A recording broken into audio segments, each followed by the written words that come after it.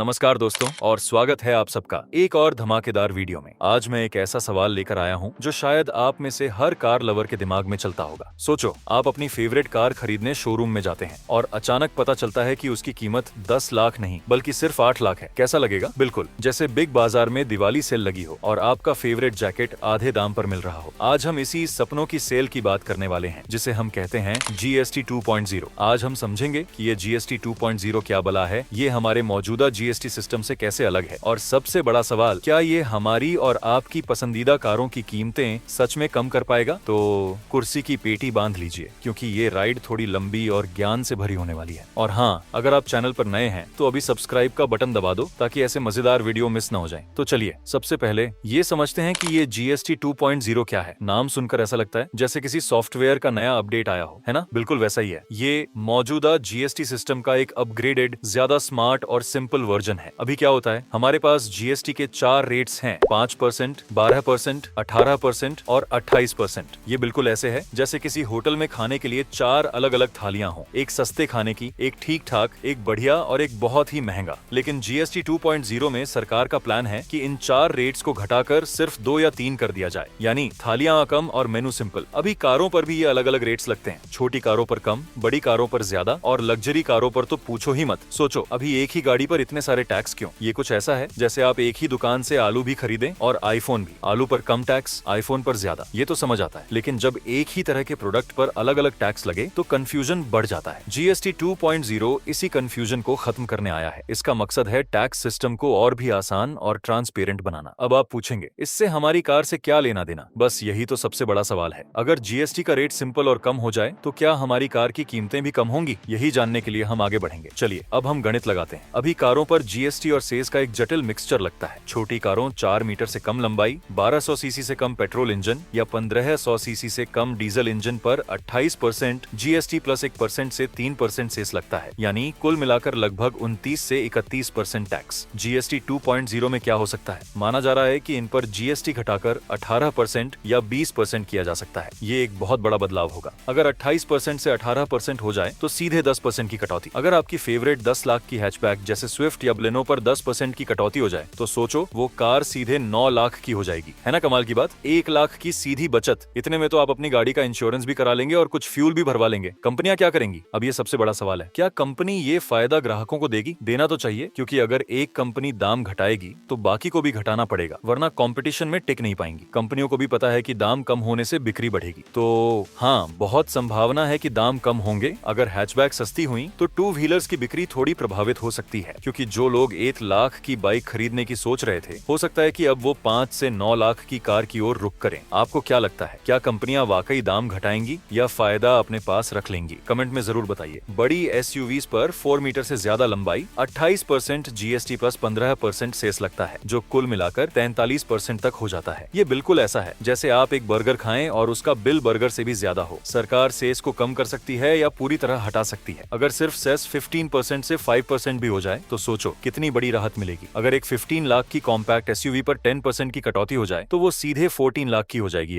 यानी सीधे 1.5 लाख रुपए की बचत। इतने में तो आप अपनी गाड़ी के लिए 1 साल का फ्यूल और सर्विसिंग का खर्चा निकाल सकते हैं। कंपनियां क्या करेंगी? यहाँ भी कंपटीशन का दबाव होगा। SUV सेगमेंट में तो वैसे भी बहुत तगड़ा कंपटीशन है, हर महीने कोई ना कोई नई गाड़ी आ रही है, तो यहाँ कीमतें घटने की बहुत ज्यादा उम्मीद है। EVs पर अभी भी सिर्फ 5% GST लगता है। सरकार इन्हें प्रमोट करने के लिए ये फायदा दे रही है। ये तो अभी से ही एक तरह की सेल लगी हुई है। EVs पर GST 5% ही रहेगा या हो सकता है सरकार इसे और भी कम कर दे। अगर सरकार 5% से 0% कर दे तो ये इलेक्ट्रिक वाहनों के लिए एक क्रांति जैसा होगा। एक 15 लाख की EV पर अगर 5% GST हट जाए तो कीमत सीधे 14 लाख हो जाएगी। ये बहुत बड़ी बात नहीं है, क्योंकि सरकार पहले से ही इनको प्रमोट कर रही है, लेकिन ये दिखाता है कि सरकार का फोकस EVs पर कितना है। EVs के सस्ते होने से सीधे सीधे पेट्रोल और डीजल कारों की बिक्री पर असर पड़ेगा। लोग EV की तरफ तेजी से शिफ्ट होंगे। लग्जरी कारों पर 28% GST प्लस 22% सेस लगता है, कुल मिलाकर 50% टैक्स। आधी कीमत तो सिर्फ टैक्स में ही चली जाती है। सरकार सेस को कम करके 10 to 15% कर सकती है। अगर 22% सेस घटता है तो बहुत बड़ी राहत मिल सकती है। एक 1 करोड़ की लग्जरी कार पर अगर 10% टैक्स घटता है तो कीमत सीधे 90 लाख हो जाएगी। 10 लाख की बचत,